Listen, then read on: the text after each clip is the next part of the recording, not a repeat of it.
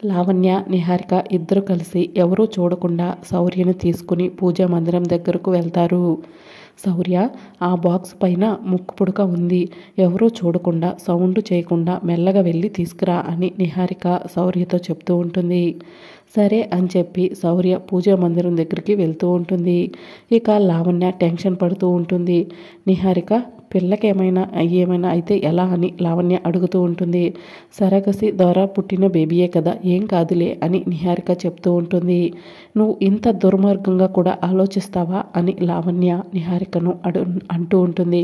నేను అనుకున్నది ఏదో ఒక విధంగా దక్కాలి అంతే అని నిహారిక లావణ్యతో చెప్తూ ఉంటుంది. అప్పుడే వేదవతి వస్తుంది. శౌర్య పూజా మందిరంలోకి అడుగు పెట్టబోతూ ఉంటే వేదవతి వచ్చి టెన్షన్గా శౌర్య వైపు, నిహారిక వైపు చూస్తూ ఉంటుంది. మరి రాబోయే ఎపిసోడ్లో ఏం జరుగుతుందో తెలుసుకోవాలంటే ఛానల్ని సబ్స్క్రైబ్ చేసుకోండి.